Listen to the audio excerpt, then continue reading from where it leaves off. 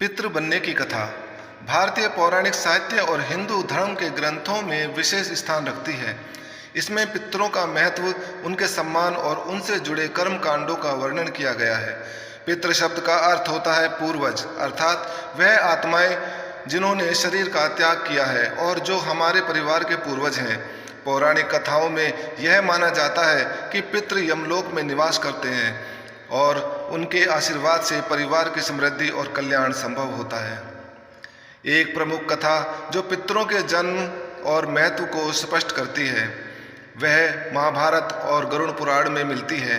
इस कथा के अनुसार जब ब्रह्मा ने सृष्टि की रचना की तब उन्होंने मनुष्य और अन्य प्राणियों को जन्म दिया, परंतु यह सृष्टि तब तक अधूरी थी जब तक कि प्राणी मृत्यु के बाद अपने कर्मों का फल प्राप्त करने के लिए कहीं न जाते। इसलिए ब्रह्मा ने यमराज को न्यायाधीश बनाया, जो मृत्यु के बाद आत्माओं को उनके कर्मों के अनुसार न्याय करते थे। यमराज को यह कार्य सौंपा गया कि वे मृत आत्माओं को उनके कर्मों के आधार पर स्वर्ग या नरक में भेजें। यमराज ने ब्रह्मा से निवेदन किया कि इस कार्य के लिए उन्हें सहायता की आवश्यकता होगी, क्योंकि संसार में अत्यधिक प्राणी हैं और उनकी आत्माओं को न्याय देना एक कठिन कार्य होगा। इस पर ब्रह्मा ने अपने 4 प्रमुख पुत्रों सनक, सनंदन, सनातन और सनत कुमार को पितरों के रूप में स्थापित किया। इन चारों ने सांसारिक मोह माया से मुक्त होकर तपस्या की थी और वे अब यमराज के सहायक बने, जो मृत्यु के बाद आत्माओं को उचित मार्गदर्शन प्रदान करते हैं। पितरों का हिंदू धर्म में विशेष महत्व है। ऐसा माना जाता है कि पितृ अपने वंशजों से श्राद्ध और तर्पण की अपेक्षा करते हैं। पौराणिक मान्यताओं के अनुसार अगर किसी परिवार में पितरों का सम्मान नहीं किया जाता तो वे कुपित हो जाते हैं। इससे परिवार में पितृदोष उत्पन्न होता है। पितृदोष के कारण परिवार में कठिनाइयाँ, आर्थिक समस्याएं, संतानहीनता, स्वास्थ्य संबंधी परेशानियां आदि उत्पन्न हो सकती हैं। इसे दूर करने के लिए श्राद्ध कर्म और पिंडदान किया जाता है। श्राद्ध का महत्व इस प्रकार बताया गया है कि यह एक कर्मकांड है जो व्यक्ति अपने पूर्वजों की आत्मा की शांति के लिए करता है। श्राद्ध में पितरों को जल, भोजन और वस्त्र अर्पित किए जाते हैं ताकि उनकी आत्मा तृप्त हो सके। माना जाता है कि श्राद्ध के द्वारा पितृ प्रसन्न होते हैं और अपने वंशजों को आशीर्वाद देते हैं। राजा हरिश्चंद्र सत्यवादी और धर्मनिष्ठ राजा थे, लेकिन उनके जीवन में भी पितृदोष की घटना घटित हुई। कथा के अनुसार एक बार राजा हरिश्चंद्र के राज्य में अकाल पड़ा। राज्य की स्थिति बहुत बुरी हो गई और प्रजा अत्यंत कष्ट में थी।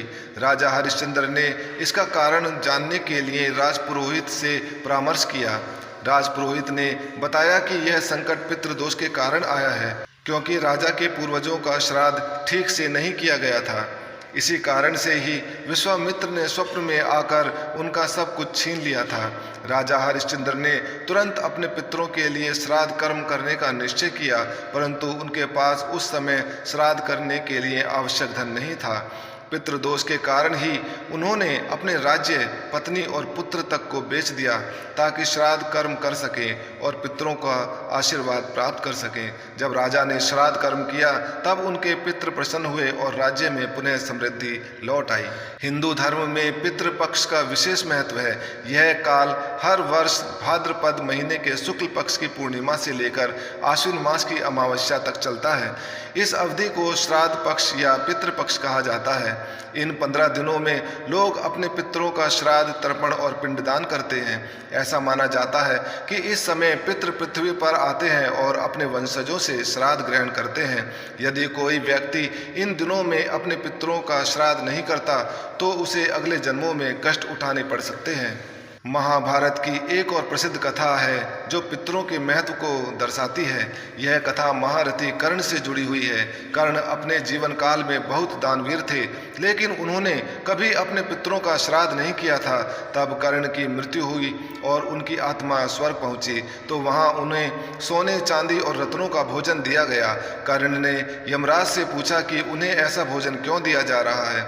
यमराज ने उत्तर दिया कि तुमने अपने जीवन में सोने और रत्नों का दान तो बहुत किया, परंतु अपने पितरों के लिए कभी भोजन नहीं दिया, इसलिए तुम्हें ऐसा भोजन प्राप्त हो रहा है।